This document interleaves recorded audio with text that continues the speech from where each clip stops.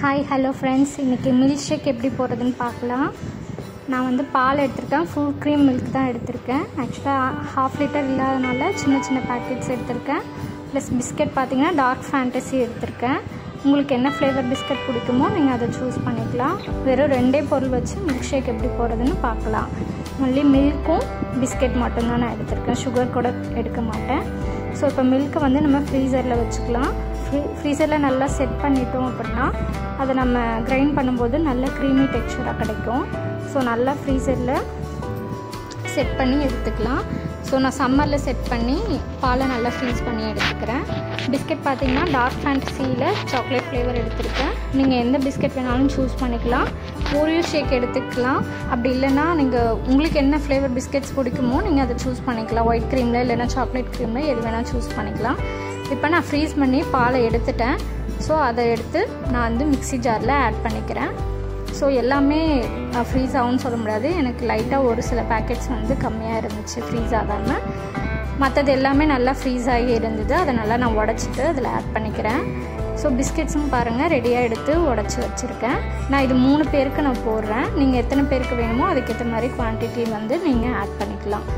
So வந்து பாருங்கள் நல்லா பால் வந்து ஃப்ரீஸ் ஆகி ஐஸ்கிரீம் மாதிரி இருக்குது பாருங்கள். ஸோ நான் எல்லா பாலையுமே இதில் ஆட் பண்ணிக்கிறேன். நெக்ஸ்ட் வந்து பிஸ்கெட்ஸை வந்து உடச்சி நம்ம ஆட் பண்ணிக்கலாம். பிஸ்கெட்ஸ் நம்ம போடும்போது நல்ல க்ரீமியாக இருக்கும். ஸோ க்ரீமோடு தான் ஆட் பண்ணி பிஸ்கெட்டை க்ரீமோடு தான் ஆட் பண்ணியும் நம்ம போட போகிறோம். ஸோ அதையும் ஆட் பண்ணிக்கலாம். இதோட ஒரு சிலர் வந்து சாக்லேட்ஸ் எல்லாம் ஆட் பண்ணி போடுவாங்க. நான் இந்த 2 பொருள் வச்சு தான் போடுறேன். இதோட டேஸ்ட்டே சூப்பராக இருக்கும். ஒன்ஸ் நீங்கள் ட்ரை பண்ணி பாருங்கள். இந்த சம்மருக்கு இது குடிக்கும்போது கூலிங்காக சூப்பராக இருக்கும். ஸோ பிஸ்கெட்ஸை இது மாதிரி முழுசாகவும் போடலாம், உடச்சும் போட்டுக்கலாம். உடச்சி போடும்போது நல்லா சீக்கிரமாக கிரைண்ட் ஆகும் நமக்கு. ஸோ இந்த மாதிரி 2 நான் உடச்சி பிஸ்கெட்ஸை ஆட் பண்ணிக்கிறேன். நெக்ஸ்ட்டு கொஞ்சம் பிஸ்கெட்ஸ்லேருந்து க்ரீமை மட்டும் எடுத்துட்டு ப்ளைன் பிஸ்கெட்டை தனியாக வச்சுட்டு க்ரீமை இதில் நான் ஆட் பண்ணி போட்டிருக்கேன். ஸோ அந்த பேலன்ஸ் பிஸ்கெட் எதுக்கு யூஸ் ஆகும்னு நான் இப்போ காட்டுறேன். ஸோ இப்போ நம்ம இதை கிரைண்ட் பண்ணி எடுத்துக்கலாம். ஸோ இப்போ நான் கிரைண்ட் பண்ணிட்டேன். பாருங்கள் எவ்வளோ க்ரீமியாக இருக்குன்னு. டேஸ்ட்டும் ரொம்ப சூப்பராக இருக்கும். சுகர் போட தேவையில்லை. ஸோ அந்த பிஸ்கெட் சொன்னேன் இல்லையா, அது பேலன்ஸ் பிஸ்கெட் நான் எடுத்து அதை வந்து நல்லா பவுடராக உடச்சிக்கிறேன். ஸோ நம்மளுக்கு அது எதுக்கு யூஸ் ஆகும்னா டாப்பிங்ஸ் மாதிரி நம்ம யூஸ் பண்ணிக்கலாம். நான் வந்து சாக்லேட் சிரப்பு, நட்ஸ் அந்த மாதிரி எதுவுமே யூஸ் பண்ண மாட்டேன். இந்த மாதிரி பிஸ்கெட்ஸை வந்து நல்லா பவுடர் ஆக்கிட்டு அதையே வந்து டாப்பிங்ஸாக நான் போட்டு கொடுப்பேன்.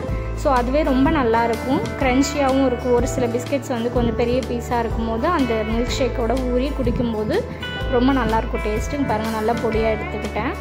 ஸோ இப்போ நம்ம கிளாஸ் பாட்டில் ஒன்று எடுத்துக்கலாம். ஸோ அதில் வந்து நான் கீழே பேஸில் ஃபஸ்ட்டு இந்த பிஸ்கெட் பவுடரை நான் ஆட் பண்ணிக்கிறேன். நம்மளுக்கு எவ்வளோ குவான்டிட்டி வேணுமோ அதுக்கேற்ற மாதிரி எது போட்டுக்கலாம். நெக்ஸ்ட்டு மில்க் ஷேக்கை நம்ம ஊற்றிக்கலாம். மில்க் ஷேக்கும் நல்ல க்ரீமி டெக்ஸ்சரில் இருக்குது பாருங்கள். உங்களுக்கு தண்ணி வேணுனாலும் கொஞ்சமாக ஆட் பண்ணிக்கோங்க. ரொம்ப தண்ணி ஊற்றினாலும் நல்லா இருக்காது.